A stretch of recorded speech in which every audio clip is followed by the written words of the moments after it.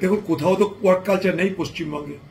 পশ্চিমবঙ্গে পলিটিক্যাল পাওয়ার দখল করেছে দিদি, ফাইন্যান্সিয়াল পাওয়ার তার হাতে, ইনস্টিটিউশনাল পাওয়ার সমস্ত প্রতিষ্ঠানের তিনি মালিক, ফলে তিনিই সর্বেসর্বা। আর মমতা ব্যানার্জি থাকবে, মমতা ব্যানার্জি যেখানে থাকবে সেখানে মমতাকরণ না হয়ে অন্য কিছু হবে বলে আমি মনে করি না। তাই মহাকরণ সেটা মমতাকরণ। আপনি টালিগঞ্জ, বালিগঞ্জ, খালিগঞ্জ যেখানেই যান সেখানে মমতাময় ছাড়া আপনি কিছু দেখতে পারবেন না। কারণ মমতা ব্যানার্জি বহুত্বে বিশ্বাস করেন না, তিনি একে বিশ্বাস করেন, একের পাশাপাশি দুইকে তিনি বিশ্বাস করেন না। আমি থাকবো, সকলে থাকবে, তা তিনি বিশ্বাস করেন না। তিনি মনে করেন আমি যা ভাবি, আমি যা বুঝি, আমি যা জানি, এটাই প্রথম, এটাই শেষ, এটাই, এরপর আর কিছু হবে না। তাই স্বাভাবিকভাবেই তিনি যে রাজ্যের মুখ্যমন্ত্রী সে রাজ্যের টালিগঞ্জের অবস্থা এরকমই হবে।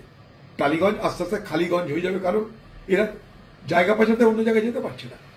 আজকে এই বাংলার যে সিনেমা শিল্প সেটা তো 12টা বেজে গেছে। আজকে দেখুন কেরলের মতো জায়গায়, তামিলনাড়ু কথা ছেড়ে দিন, কেরলের মতো জায়গায়, তেলেঙ্গানা আমাদের, তারা কিন্তু আজকে ডেভেলপ করে চলেছে এই সিনেমা শিল্পে।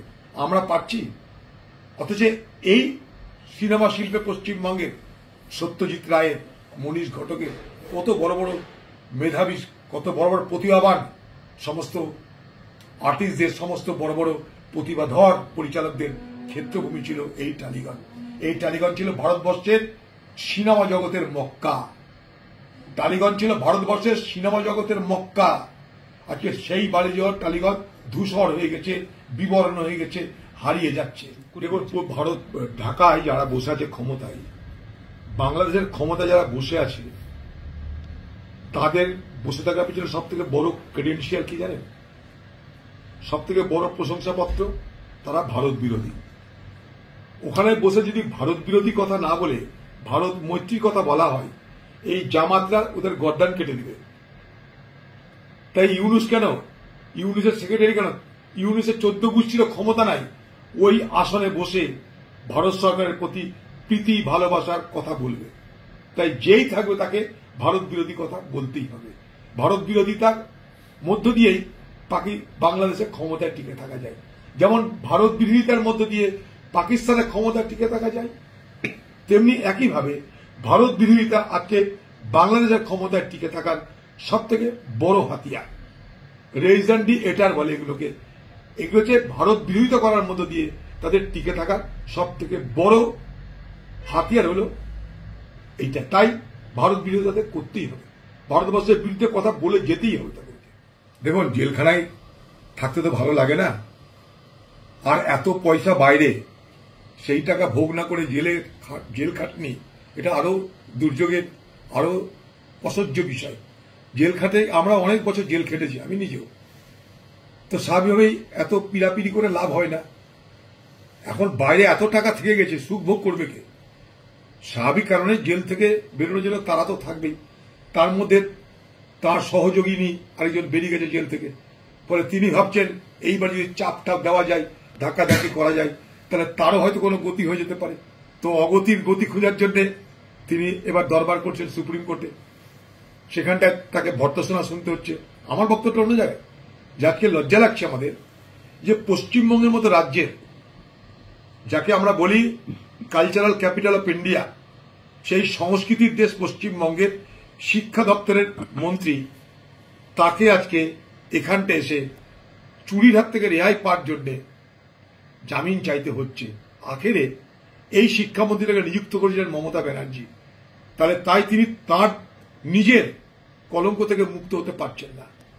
পার্থ চ্যাটার্জিকে গ্রেপ্তার করা মানে আখেরে কিন্তু পশ্চিমবঙ্গের শিক্ষা দপ্তরকে গ্রেপ্তার করা। শিক্ষা দপ্তর কলুষিত, অর্থাৎ পশ্চিমবঙ্গ রাজ্য কলুষিত। স্বাভাবিকভাবেই পশ্চিমবঙ্গের মুখ্যমন্ত্রী তিনিও কিন্তু এই দোষের থেকে মুক্ত নন। তাই পার্থ চ্যাটার্জিকে জামিন না দেওয়ার মানে পশ্চিমবঙ্গ সরকারের ভাবমূর্তিকে জামিন না দেওয়া। পশ্চিমবঙ্গ সরকারের কলঙ্কিত ভাবমূর্তি আজও বজায় থাকুন।